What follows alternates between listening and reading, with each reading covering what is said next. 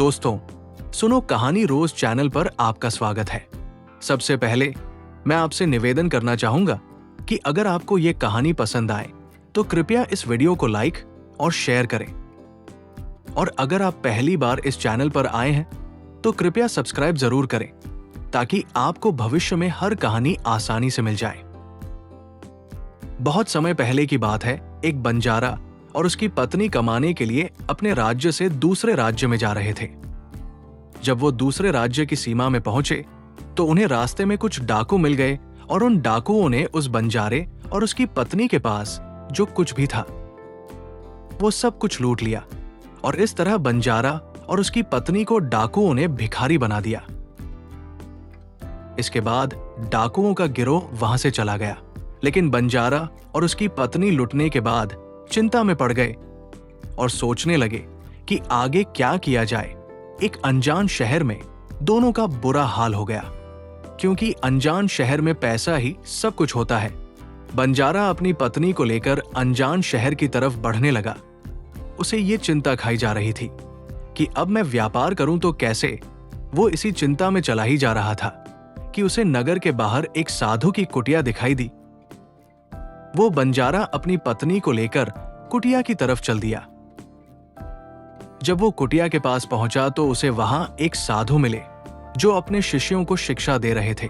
साधु को देखकर बंजारा सोचने लगा कि क्यों ना साधु को अपनी समस्या बताओ, शायद ये मेरी समस्या का कुछ समाधान कर दे। ऐसा विचार करके कि वो साधु महात्मा के पास पहुंच गया और बहुत ही विनम्र स्वर में उसने अपनी समस्या महात्मा जी को बताई और कहने लगा कि महाराज, डाकुओं ने हमारा सब कुछ लूट लिया है। अब व्यापार करने के लिए हमारे पास कुछ भी नहीं बचा है। यदि आप किसी तरह मेरी पत्नी को किसी सेठ के पास गिरवी रखवा कर मुझे कुछ पैसे दिलवा दें तो आपकी बड़ी कृपा होगी। जब साधु ने बंजारे की बात सुनी तो साधु को उस बंजारे पर दया आ गई।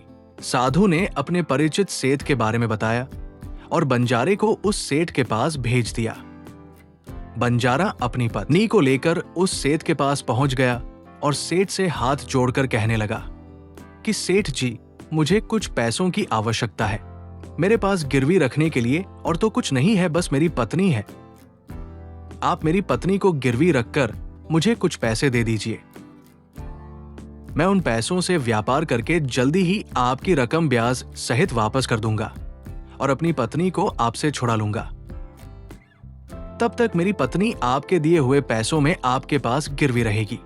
सेठ ने जब बंजारे की बात सुनी तो वो पैसे देने के लिए तैयार हो गया और सेठ ने पैसों के बदले में बंजारे की पत्नी को अपने पास गिरवी रख लिया। बंजारा सेठ के पास अपनी पत्नी को गिरवी रखकर और सेठ से कर्ज लेकर व्यापार करने के लिए चला गया। बंजारे ने उन रुपयों से प्याज का व्यापार शुरू कर दिया। वो सस्ते दामों में किसानों से प्याज को खरीदता और दूसरे जरूरतमंद लोगों को महंगे दामों में बेच देता था। इस प्रकार बंजारे ने उन पैसों से बहुत ही कम समय में बहुत सारा धन अर्जित कर लिया। अब बंजारा सेठ के पास पहुंचकर कहने लगा, सेठ जी, आप अपना हिसाब करके मुझसे रुपए ले लीजिए और मेरी पत्नी को मुझे वापस लौटा दीजिए। ये सुनकर सेठ ने कहा, भाई क्या बताओ, आज से 2 महीने पहले की बात है कि तुम्हारी पत्नी अचानक बीमार पड़ गई और बीमारी के कारण तुम्हारी पत्नी की मृत्यु हो गई। मैंने तुम्हारी पत्नी का बहुत इलाज करवाया, अच्छे से अच्छे वैद्य को दिखाया, लेकिन फिर भी मैं तुम्हारी पत्नी को बचा नहीं सका। बंजारे ने जब उस सेठ के मुंह से यह बात सुनी तो बहुत दुखी हो गया। फिर थोड़ा धीरज बांधकर सेठ से बोला, सेठ जी, जो होना था वो तो हो चुका है, शायद मेरे नसीब में ही ऐसा लिखा हुआ था। वो मेरे साथ रहती तब भी आयु पूरी होने पर उसे मरना ही पड़ता। होनी को कौन टाल सकता है। फिर भी आप अपने पैसे मुझसे ले लीजिए ताकि मुझे इस बात का संतोष हो जाए कि मैंने अपना कर्ज चुका दिया है और अपनी पत्नी को गिरवी रखने के कलंक से खुद को बचा लिया है। बंजारे की बात सुनकर वो सेठ बोला, नहीं भाई, अब मैं तुमसे पैसे कैसे ले सकता हूं। जब मैं तुम्हारी अमानत ही तुम्हें नहीं लौटा सकता तो अपना कर्ज वापस लेने का मुझे कोई हक नहीं है। बंजारे ने बार बार सेठ से अपना कर्ज वापस लेने का आग्रह किया, परंतु सेठ नहीं माना। फिर उदास भाव से बंजारा वहां से निकला तो रास्ते में फिर उसी स्थान पर पहुंच गया जहां पर उन्हें साधु महात्मा पहली बार मिले थे। हमेशा की तरह साधु महात्मा चबूतरे पर बैठे हुए अपने शिष्यों को शिक्षा दे रहे थे। बंजारा भी मन की शांति के लिए वहीं जाकर बैठ गया और साधु महात्मा के प्रवचन सुनने लगा। साधु महात्मा ने जब बंजारे को देखा तो उसे तुरंत पहचान लिया और उसका हालचाल पूछने लगे। बंजारे ने पूरा घटनाक्रम संत महात्मा को बता दिया। महात्मा एक सिद्ध पुरुष थे। बंजारे की बात सुनकर साधु महात्मा ने कहा कि भाई, उस सेठ ने तेरे साथ धोखा किया है। तेरी पत्नी निश्चित रूप से जीवित है। तेरी पत्नी को उस सेठ ने अपने घर में छुपा लिया है।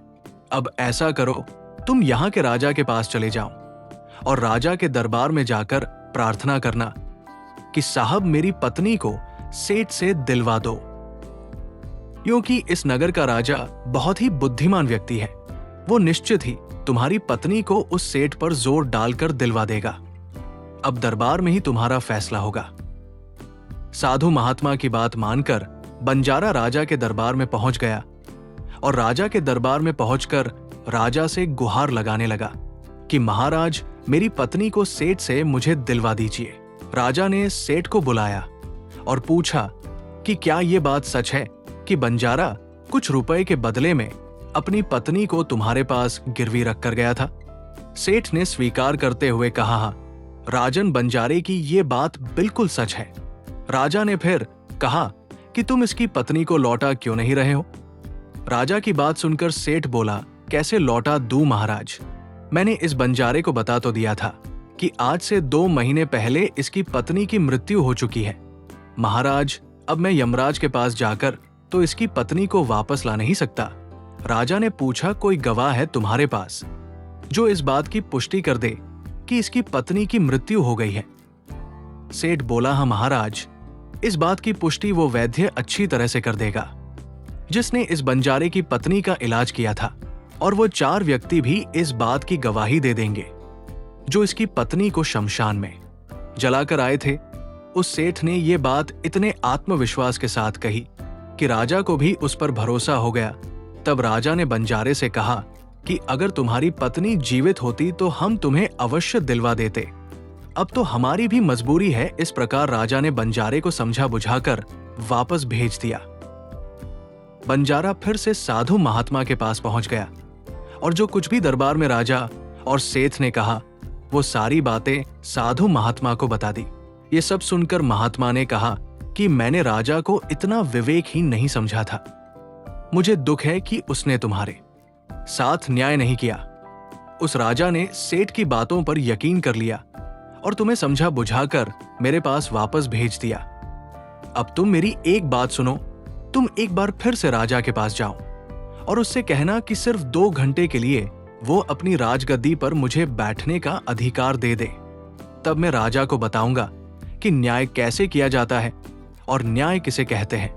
वो बंजारा एक बार फिर से राजा के दरबार में पहुंचा और जैसा उसे साधु महात्मा ने कहा था उसने राजा से कह दिया। राजा ने बंजारे की ये बात सुनी तो सुनकर राजा ने बंजारे से कहा कि मुझे 2 घंटे के लिए राजगद्दी छोड़ने में कोई ऐतराज नहीं है। यदि ऐसा करने से तुम्हें न्याय मिल जाएगा तो मैं 2 घंटे के लिए अपनी राजगद्दी छोड़ दूंगा। तुम उन महात्मा को राज दरबार में ले आओ। राजा की ये बात सुनकर बंजारा साधु महात्मा के पास गया और साधु महात्मा को राज दरबार में ले आया। जब साधु महात्मा राज दरबार में पहुंच गए तो राजा ने अपनी राज गद्दी छोड़ दी। महात्मा के राज गद्दी पर विराजमान होते ही महात्मा के सामने सेठ को प्रस्तुत किया गया। महात्मा ने सेठ से पूछा कि 2 महीने पहले बंजारे की पत्नी मर गई, क्या तुम्हारे पास इस बात का कोई सबूत है? सेठ ने कहा, हाँ मेरे गवाह मौजूद है।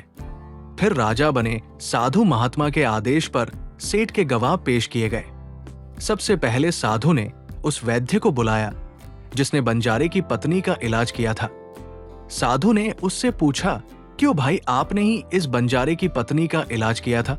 वैद्य बोला, जी हाँ, मैंने ही इस बंजारे की पत्नी का इलाज किया था।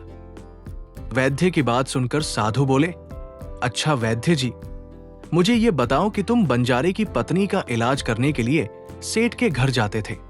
या फिर बंजारे की पत्नी इलाज करवाने के लिए स्वयं तुम्हारे पास आती थी? राजा बने साधु महात्मा की बात सुनकर वैद्य राजा से बोला, महाराज, सेठ जी मेरे पास स्वयं आकर दवा ले जाते थे। साधु बोला, यानी तुम विश्वास के साथ ये नहीं कह सकते कि वो दवा सेठ बंजारे की पत्नी के लिए ही ले जाता था या फिर किसी और के लिए? साधु की बात सुनकर वो वैद्य बोला, ये बात मैं यकीन के साथ नहीं कह सकता कि सेठ जी मुझसे किसके लिए दवाई ले जाते थे, लेकिन सेठ जी मुझसे दवाई जरूर ले जाया करते थे। वैद्य की बात सुनकर वो साधु बोला, इसका मतलब तो यही हुआ कि तुम मरीज को बिना देखे ही दवाइयां दे देते हो। ये तो बहुत ही गंभीर मामला है। तुम दवा के स्थान पर किसी को जहर भी तो दे सकते हो, और हो सकता है कि तुम्हारे द्वारा दिए हुए जहर से ही इस बंजारे की पत्नी की मृत्यु हुई हो। साधु की ये बातें सुनकर वैद्य का चेहरा डर के मारे पीला पड़ने लगा और वो भरे स्वर में बोला, नहीं हुजूर, ऐसा हरगिज नहीं हो सकता। मैं अपने किसी मरीज को दवा के बदले जहर क्यों दूंगा, और इस तरह से तो मेरी सारी प्रतिष्ठा ही दाव पर लग जाएगी। वैद्य की बात सुनकर वो साधु महात्मा बोला, अब तो तुम ऐसा ही कहोगे। मैं तुम्हें अपने कर्तव्य के प्रति लापरवाही करने के लिए और एक मरीज के जीवन से खिलवाड़ करने के अपराध में 50 कोड़े लगाने का आदेश देने जा रहा हूं। इसके साथ ही तुम्हारा मुंह काला करके सारे नगर में भी घुमाया जाएगा। अब तुम ही सोच लो कि सच बोलोगे या फिर मैं सैनिकों को तुम्हें गिरफ्तार करने का आदेश दूं। यह सुनकर वैद्य का शरीर कांपने लगा और वो साधु के चरणों में जा गिरा और बोला, हुजूर, मुझे माफ कर दीजिए। मैं स्वीकारता हूं कि मैंने सेठ के बताए किसी भी मरीज का कोई इलाज नहीं किया। सेठ ने तो मुझे 1000 रुपए दिए थे और कहा था कि यदि गवाही की आवश्यकता पड़े तो ऐसा कहकर उसके पक्ष में गवाही दे दूं। बस मेरा इतना ही अपराध है कि मैंने लालच में आकर इस सेठ का प्रस्ताव स्वीकार कर लिया। राजा बने साधु महात्मा ने कहा कि कुछ भी हो, आपने अपराध तो किया ही है, इसलिए मैं तुम्हें झूठी गवाही के इल्जाम में 10 कोड़े लगाने का आदेश देता हूं।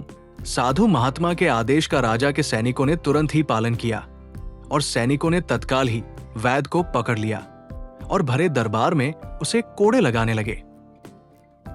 पहला कोड़ा लगते ही वो जोर से चिल्ला पड़ा और कहने लगा, महाराज, मुझ पर रहम कीजिए, मैं मर जाऊंगा।